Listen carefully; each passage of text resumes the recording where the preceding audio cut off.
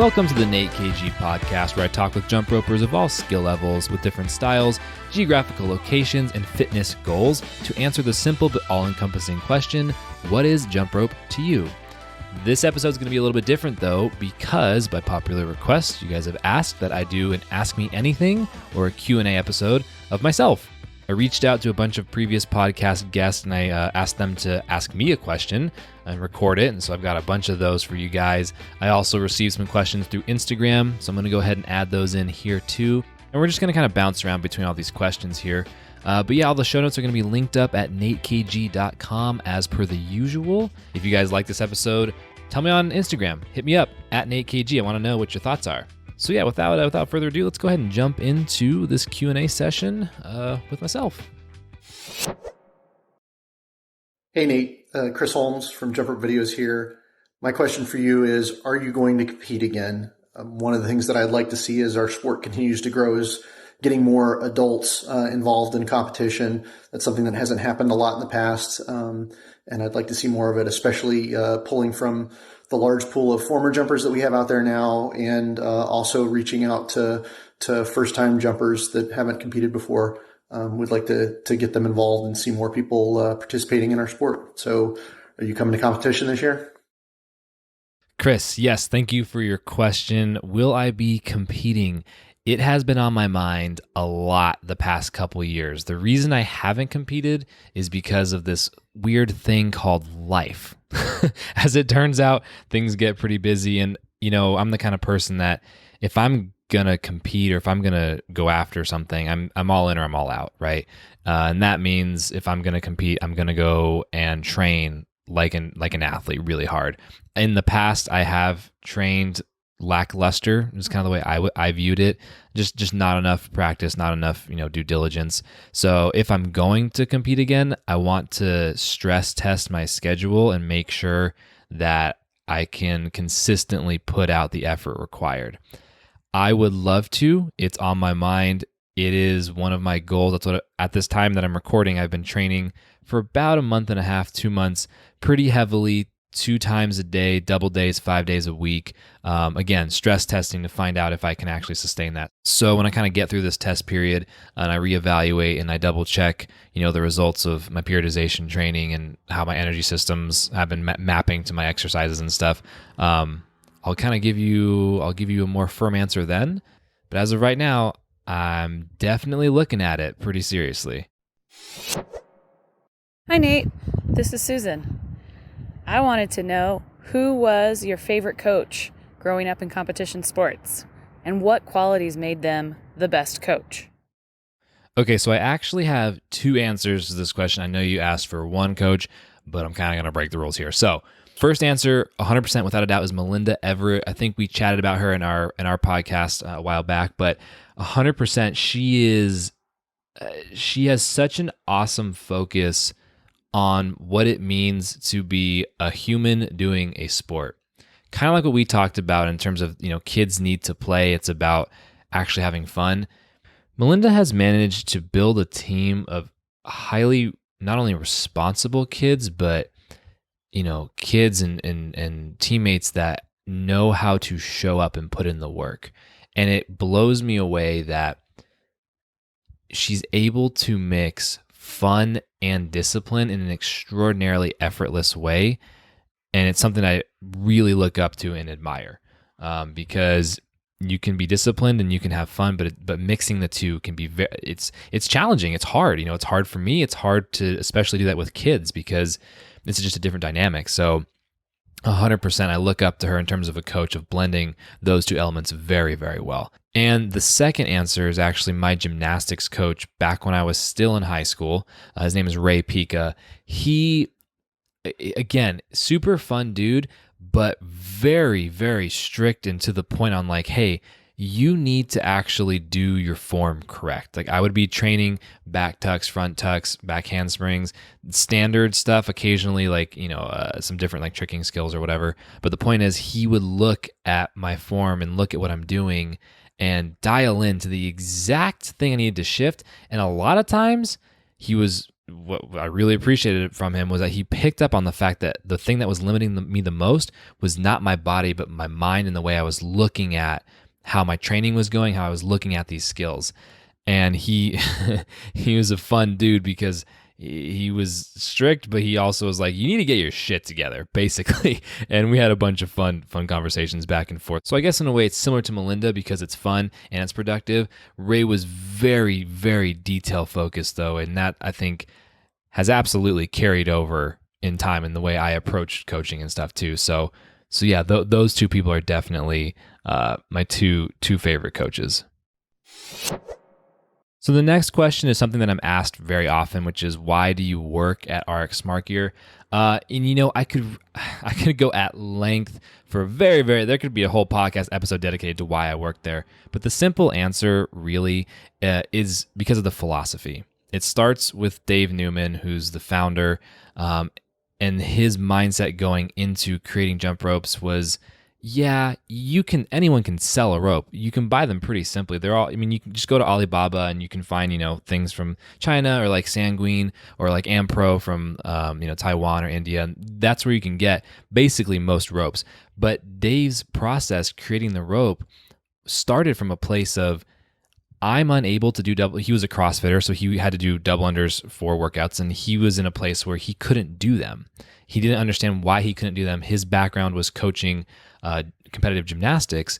So in his mind, he thought, well, there's a progression here for most movements of the body. This is just a movement of the body. There's got to be a way to figure it out. And despite being someone that was coordinated and, he's pretty physically active and capable dude, he still couldn't get it. So clearly there had to be something related to the actual jump rope, which led him down this journey of buying a whole bunch of ropes and taking things apart and just kind of Frankensteining these different aspects of the jump rope. And what came out of that was not just a rope to sell, but a reason why the rope was built. It wasn't created because he wanted to make money. He actually was giving ropes away. And he and I have talked about this at length. He was giving ropes away so much that his wife, told him, Dave, it's time that you start charging people because we're losing money on this. It's a fun conversation here. And hopefully one of these days, I'll get him on the show, on the podcast. But anyway, so the point is RX came from this point of philosophy, which is people need to learn in order to make their fitness better, making fitness better in terms of, better skills, but also just more enjoyable, right? We've all been at the point where you're doing a double under or, a triple under, whatever other skill you're doing. And what drives me crazy and what drives Dave crazy, same thing, you shouldn't be stuck at a wall. It's one thing to have a difficult time and, when you start to progress in skills, it gets more difficult because they're harder skills, but there should be a progression. There should be a way to lead you through the skill. You shouldn't be standing there blank, unable to figure out what to do. And Dave and I matched on that. Years and years ago, we connected and immediately I knew this guy had something real about him, From the get, I've always known that RX has had a really good philosophy and a reason for existing beyond just selling. Again, because you can get ropes anywhere. Literally just go to Alibaba.com. I've looked at it myself, And so it was really good to connect with Dave. And I've had offers from different, brands and different jump rope companies. And what has always kept me drawn towards RX and has kept me, with that group of people is that the company is focused on forward movement, actual progress, and genuinely helping people out. Like it's hard to explain, but when you're in the office, everyone's talking to each other. We're here for fitness. We believe in this lifestyle. And anytime anybody comes through, we want to help them. Yeah, you have to sell. You have to keep the machine alive. A business exists in order to produce that outcome over and over and over.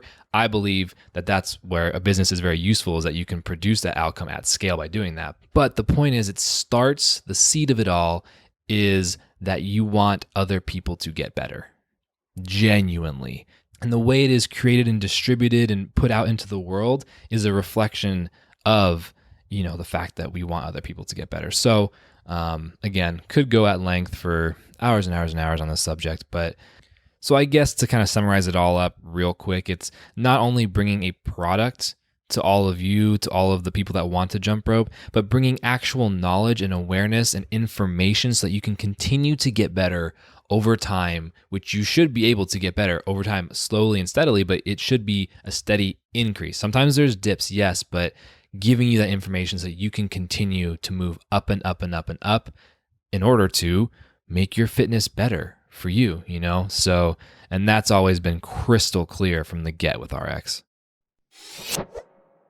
Hey Nate, it's Deck here. So I've got 2 questions for you.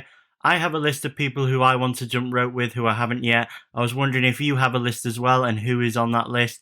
And my second question is, I'd love to know how you got into jumping rope. All the best, mate. Loving the podcast. My zesty bro Deck. All right, so 2-part question. Here we go. First part, which is who's on my list to jump rope.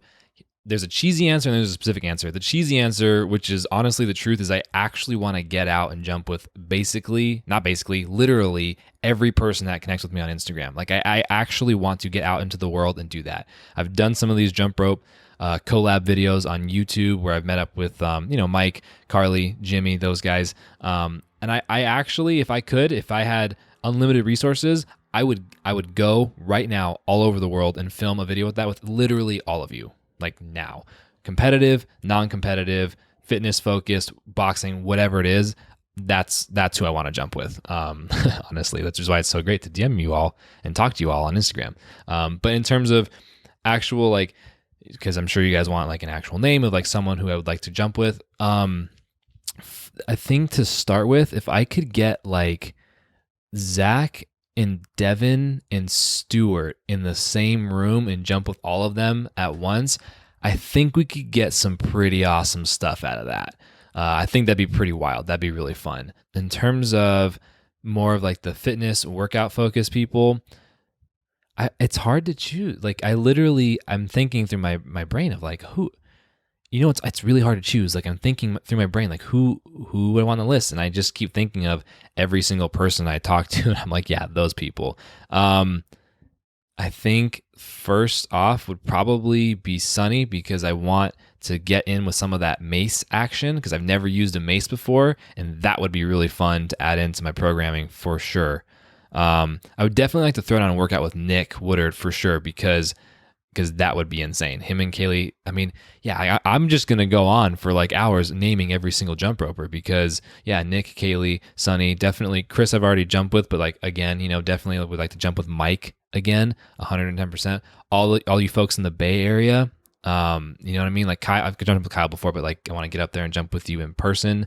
Definitely go across the pond into the UK, jump with all you folks over there. Bobby, we jumped before, but then, also want to jump with like Al and go see Deck and all you guys.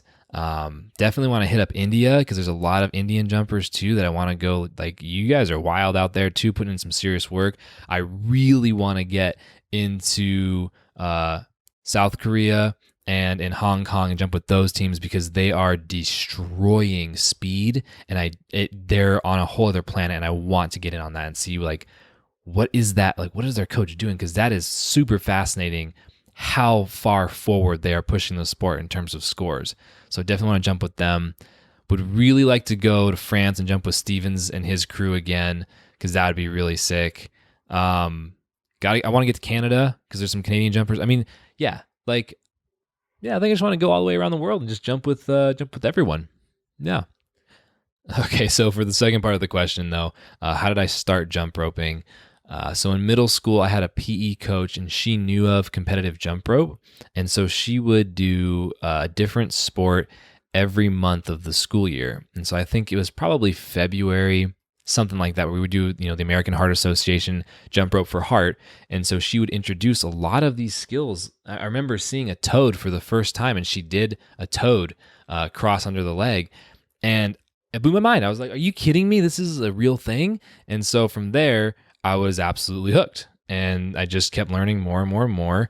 And yeah, it's funny thinking back to that because back then, we would use just those standard, the standard Ampro ropes and the standard Sanguine ropes, the ones that are like super cheap that everyone uses. I remember our double Dutch handles had the Ampro handles that would crack right in the half, so we have to tape them up all the time, which was like, yeah, it's funny. You just kind of deal with that stuff at the time.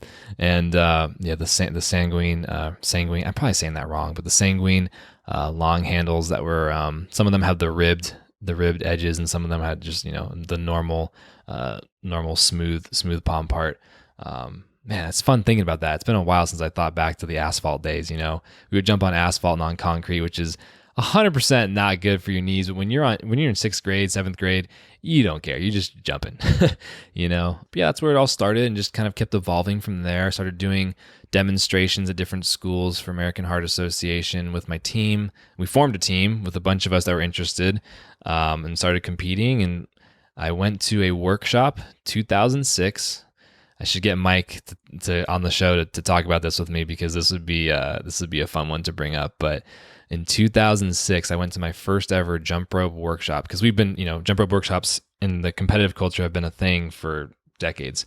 And this one in 2006 was kind of unique because they had just released a jump rope documentary film about competitive jump rope, which if you guys want that, DM me on Instagram, because I have that and I can send it to you. But yeah, so they just released it, and they were doing kind of like, a jump rope tour, kind of promoting this. And so they were in Santa Monica, California, and it just happened to line up that this was like one of the biggest workshops I think that has kind of happened in terms of the lineup of athletes that showed up to that. Right when I started jumping, I think I started jumping around 2006 or 2007. It's hard for me to remember the exact date, but the point is I had just started jumping, and then they had this workshop. And so I went, and I was already hooked to the sport. But when I saw, that's when I saw Mike jump for the first time. He was on the All-Star team, and Mike was there, Lee Reisig was there, Zev was there, but he was one of the attendees, to the workshop. Sean Hamilton was there, Nick was there, Jeff was there, all the legends were all there. And I remember walking in, and just like my mind was just blown. And they were selling, I remember using like the most frail ropes as possible. Like, I'm pretty sure I broke my ropes multiple times, but yeah, that was a good experience. Thank you for that question, Jack, because I haven't thought back to that in a long time, and I appreciate you taking me back there, man. All right, so Al Douglas had asked on Instagram what my favorite type of workout is to do. Again, two answers. One, really, it's anything that I can directly measure and be able to progress in, right? So as long as I have numbers or measurements or something to base my progress on, I like that a lot, because that actually gives me a foundation and something to work on. If I'm just showing up and doing stuff, I tend to not only lose interest, but just kind of lose direction as to why I'm there in the first place, right? But I think you're probably asking for a specific type of workout. What I really, really like is mixing in repetitive freestyle with weight training. So for example, this could be 4 or 5, sets of 10 back squats at 1.5 times your body weight, plus 10 TJs in a row, right? Something like that. You could swap out TJs with push-ups. You could do double under frogs. You could, whatever it is. I really like putting these two things together, because it's just, it gets you fatigued on both ends. And what I really, really enjoy is getting myself to the point where it's hard to do the exercise, so then I can work on the form, right? So specifically for me, something like a TJ, I'm able to do TJs very consistently, but to do 10 TJs in a row unbroken after doing back squat on the 3rd or 4th set is very challenging. And what I found is by doing that in the future, my TJs are so much better standing alone when I train them at a deficit and in such volume like that. So that's really what I enjoy in terms of my workouts. Hey, Nate. So I've got a few questions for you. I'll start with the first one. As a competitive jumper who has always been aware of the jump rope's awesomeness, you've witnessed a recent upshift or this sort of gravitation towards skipping rope in the general fitness world. In your opinion, what is it about the jump rope that you think makes it so addictive and is responsible for causing this massive shift in people who are picking up a skipping rope and beginning to use them daily? Hey, Sonny. So, why are people falling in love with jump rope, basically? I genuinely think it's because all of the skills that you can do with jump rope, once you've been exposed to, the main four categories of skills and you understand that you can just add them together and blend them, you start to realize that not only are there infinite possibilities in terms of the skills that you can work on or complete, but they also are perfect for that flow state. We've talked about this, that flow state, because you can simultaneously have many, many, many skills to look forward to and to work on, but at the exact same time, you've got plenty that you can already do. And what's so funny about this is that no matter what skill level you are at, there is always some skill that you can feel proud of, and there is always some skill that is just around the corner, basically, that you can get real soon. It's still going to take you work. It's still going to be difficult, but that makes it so much more fulfilling when you nail it. And it's funny seeing this at every single skill level, whether you just got jumping on 1 foot or a double under, or if you're working on, a death wish or a double under kamikaze. Like, there, no matter what skill level you're at, there's always this level to work towards, and you're always proud of what you've accomplished. So I think that that's kind of what really makes it so interesting, is you're simultaneously working hard towards something that you have to earn, but you're also proud of yourself. My second question, what is something that's missing from the world of jumping, whether competitive or general fitness, just overall, the community in general, that if you could mick your rope and make it happen, you would? Okay, so what do I think is missing from competitive jump rope, and what do I think is missing from the fitness world of jump rope? For the fitness world, straightforward, it's knowledge. It's an understanding of all of the skills and an understanding of how to walk through, how to work on a progression to learn all these skills. For the sport, for the competitive jump rope, I haven't seen, and this could just be the US, I know that China and South Korea are killing it, and Portugal are killing it. But in the US, at least, I haven't seen significant periodization training and science-based athletic training specific to the technique and the skills in jump rope. So, for example, you have football players that do exercises a very specific way in order to get the intended effects on the field. You have tennis players who spend a lot of time in the gym doing things like, hex bar, deadlift, drops to be explosive but minimize body weight. You have people like, track and field athletes that are constantly, maybe they do like quarter squatting, very heavy, but on purpose in order to be explosive, right? So there's all these different things and different ways people cross train and how they structure their training throughout the entire cycle of a competitive year. I haven't seen that quite yet, and I think that's something that's needed to take jump rope even to the next level. We already see some completely outrageous things now in terms of speed scores and freestyle skills, but I have a feeling that once it's structured that way, not only will the skill level as the sport as a whole jump up, but I think we'll start to see a formula and a replicable pattern and way to disseminate this information to other coaches that will then create more and more teams. In addition to that, why is it, in your opinion, that a professional jumper has yet to come out with a jump rope line or brand of their own?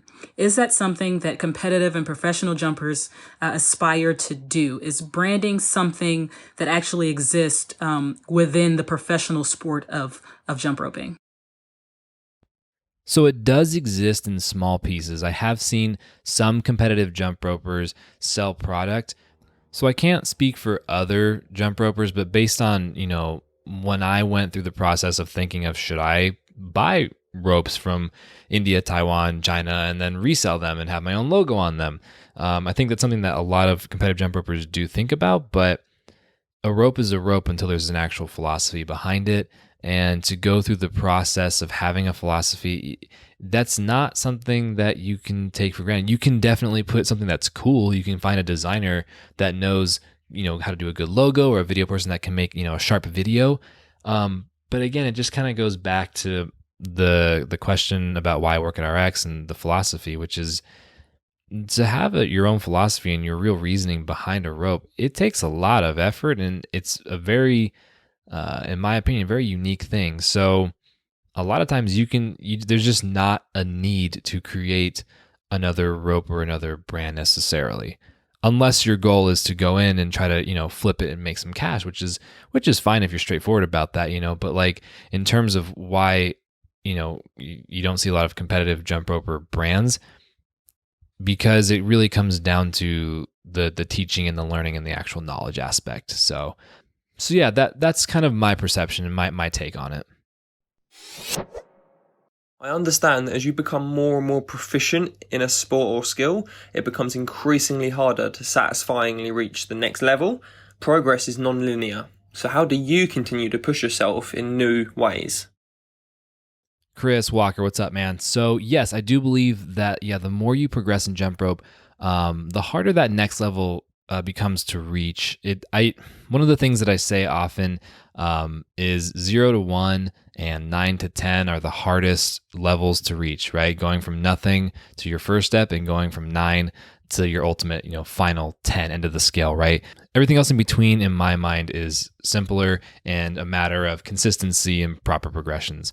And so the question is, how do I continue to push myself? Number one, it's realizing what I just said, that each next level does get more difficult and that things do get more challenging. And when you understand that, you start to take the pressure off of yourself and it becomes easier to just focus.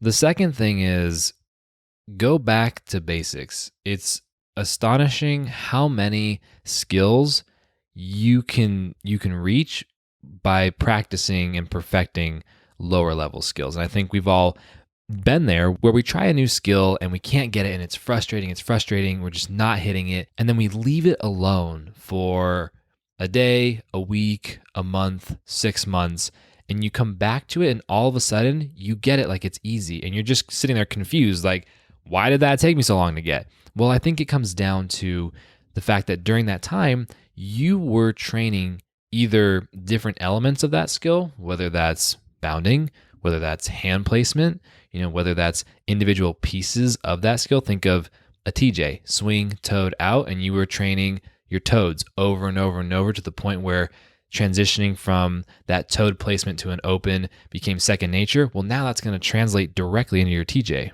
So in terms of continuing to push forward, sometimes it's that pushing is actually, you need to take a step back and get those basics locked down. The flip side, the last point to this, the flip side of that is sometimes those skills you just need to go for. Like a Sunny D, no matter how much you practice a backwards jump or how many times you practice, like you have to just get into that handstand position, pop off. Like you need to have the mechanics to pop off the ground, but you need to just figure out and learn and get that feeling for going all in, using all of your strength to get that rope behind you and pull it under until you become at the level where it's not as difficult. But some skills, a lot of skills, when you get up to that higher level, you have to understand that switch in your brain that goes from casually, well, not so casually, but working towards something with 75% effort versus 80% effort versus 99 versus 100% effort. That all of those scales feel very, very different. And you feel this a lot in single rope speed, going from a 2 per second pace to a 2.5 per second to a 3 per second to a 3.1 per second. Very, very different feelings. So yeah, staying motivated comes down to identifying that process, understanding what it's like, and then putting in the time and having the mental fortitude to make that happen. So what's the most difficult thing you've personally had to overcome whilst learning jump rope? Yeah, I think the biggest challenge I've had to overcome is learning how to stay self-motivated and drive myself and my own goals, because I've spent a lot of my jump rope career jumping solo. There's definitely a portion of time in the earlier part of my competitive history on my first team that I was with where I spent a lot of my time working on skills by myself, because it got to the point where my scores kind of, they kept raising up, and my skills, I kept learning new freestyle skills. And it got to the point where I would spend a lot of time outside of team practice learning and trying to get better and figuring out how to keep myself motivated and keep my headspace in the right spot. And so it's a very difficult thing to do on your own. And I don't believe that anybody is capable of being their own coach. I don't think that we have the ability to be objective and stand next to ourselves and observe things objectively. So I don't think people can be their own coach. But if you can learn how to track and how to look at the things that you do from a systematic point of view. So I think looking at everything in terms of a systematic approach and tracking not only gives you data, but it gives you the opportunity to look at your training more objectively without the bias of, low energy or how you were feeling that day or emotions. And that really opens up the door to you having the opportunity to decide, is this worth my time? And I've always noticed, for me personally, my solution for this, coaching myself, is if I've identified a goal that I think is worth my time, that I want to accomplish, it's almost like a switch. It gets to a point where I think, is this really what I want? Is this really what I'm trying to go after? Sometimes the answer is no, and you put it to the side and you work on those other things that are a priority, right? But so, for example, like these 2 to 3 months I'm training to stress test for competition, is this worth my time? Well, right now the stress test is absolutely worth my time. So it's a switch. It's boom, we're on. And so the decision is very easy to motivate myself. And then by tracking what I'm doing, I'm able to see forward progress. So yeah, hardest challenge for sure is keeping myself motivated and driving myself and coaching myself. But the solution that I found so far is, again, tracking and identifying, is this worth my time or not? I received a question here from Sierra Sargent on Instagram. She asked, why did you start the podcast? The podcast started because I always think about jump rope. I always have conversations about jump rope, and I figured, hey, why not just put it on a podcast? That's honestly where it started. And then from there, it's like, well, let's take all these notes that I'm talking about and put them on the internet. And now that I'm on episode 10 answering these questions, it's very much just, let's explore what jump rope is, what jump rope means, and find all the nooks and crannies of where jump rope fits in different people's lives, different athletes' lives, and how people utilize it for fitness, for fun, for sport, So yeah, that's really it. And the last question of the show that most people ask me, what is jump rope for me? For me, jump rope is my craft. It's my purpose, and it's really my North Star. So no matter what I have going on, no matter what projects are happening, I tend to always correct back to jump rope in some way, shape, or form. Sometimes it's a week diversion, sometimes it's a year or two. But the point is, every skill that I have, everything that I train, everything that I work on, at some point makes its way back to jump rope and fitness. So, besides being literally a firm piece of my identity, it's definitely just this running theme in my life. And it's kind of hard to explain because it's not something that I really think about anymore. It just is. The same way, like, I wake up and the sun comes up. I wake up and there's electricity. I walk around and I see people. Like, jump rope is. It's just, it is there, it's just the North Star. It always shows up, and it's just a huge, it's just part of my life. So, really every other answer that I've gotten about jump rope applies to me as well. Like, jump rope is life 110%, but yeah, it's just something that's, again, jump rope is always something to be chasing, and it's always something to be proud of. And I think that's super powerful for someone who just started and someone who's been doing it for decades, So with that, I think we're going to wrap up the show. I've had an extraordinarily fun time answering all these questions. That was super cool. It has me thinking about so many other things. I might have to do another one of these at some point, or maybe even do a show where other people call in. I don't know. We'll see. I'm getting ahead of myself, but point is, hope you guys like this show. Again, if you have some feedback, I'd love to hear what you thought over on Instagram. You can just tag me at NateKG. And with that being said, I'll see you guys next time.